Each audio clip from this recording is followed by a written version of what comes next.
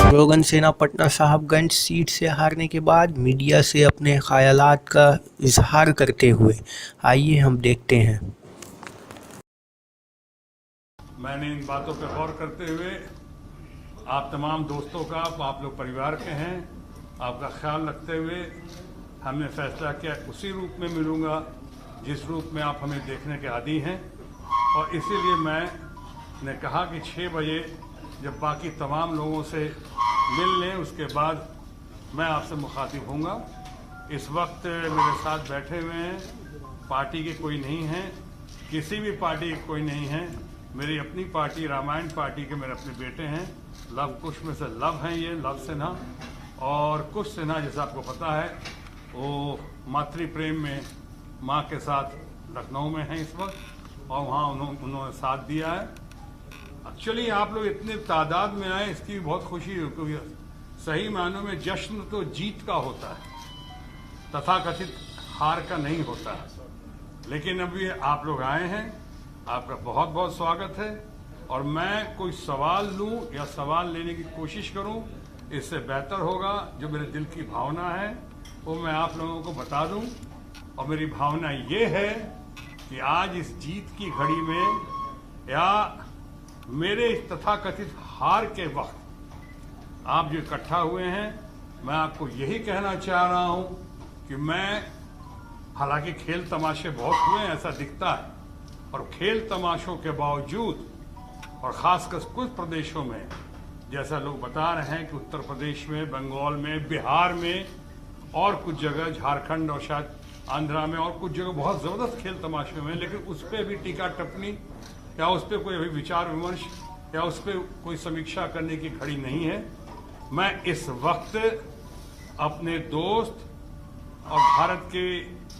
माननीय प्रधानमंत्री नरेंद्र मोदी जी को, मास्टर स्ट्रेटेजिस्ट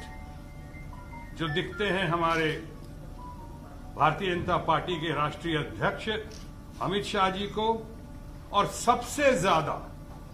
इस घड़ी में अपने फैमिली फ्रेंड, अपने दोस्त, बहुत ही संभ्रांत व्यक्तित्व के मालिक, जिन्हें मैं बंगाली में भद्रलोक कहता हूं, ऐसे हमारे अपनी रविशंकर जी की जो आज जीत हुई है या जो जीत दिख रही है, चाहे जीत के जिस रास्ते पर चले हैं और उनको लोगों ने चलाया है, उनका मैं बहुत बहुत आभार प्रकट करता हूं और बहुत बहुत बहुत इन लोगों को बधाई देता हूं। अभी इस वक्त ज्यादा इफ्स एंड बट्स की घड़ी नहीं है, उनको बहुत बहुत बधाई देता हूं और उम्मीद करता हूं कि पटना जो अभी तक स्मार्ट सिटी नहीं बन पाया है, अब वो आएंगे,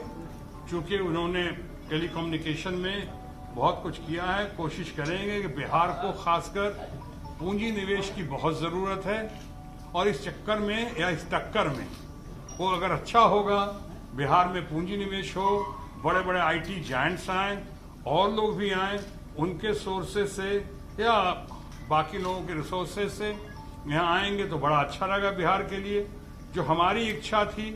कि जब हम अगर आए यहाँ पे सामने इस बार, वैसे हम जहाँ भी रहेंगे हमारी कोशिश जारी रहेगी, लेकिन अगर हम आएंगे तो हमने सोचा था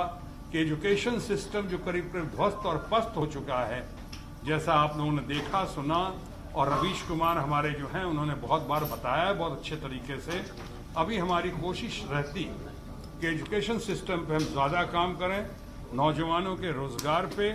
उनके इम्तहान पे, उनके इंस्टीट्यूट या इंस्टीट्यूशंस पे, ताकि समय पे इम्तहान हो, ढंग से भर्ती हो, समय पर रिजल्ट निकले और उसके बाद उनका भविष्य उज्जवल हो रोजगार के जरिए, चाहे उनके जिस प्रोफेशन में जाना चाहते हैं आगे उसके जरिए।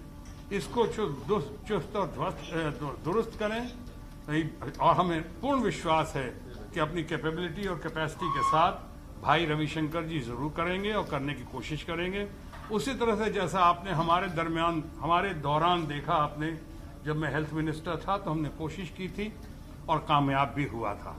हमारे भूतपूर्व प्रधानमंत्री अटल बिहारी वाजपेयी जी पिता तुल्य, उनके आशीर्वाद से हमने यहाँ पे एम्स, और 6 जगह एम्स की उस वक्त बात हुई थी, पटना में भी एम्स, उसमें कुछ हमारी कोशिश, हमारा योगदान भी रहा। उसी तरह शिपिंग मिनिस्टर था, तो ड्रेजिंग जो पटना में हुई छठी परिवारों के लिए, या फिर यहाँ पे गाय घाट पे जो इनलैंड वाटर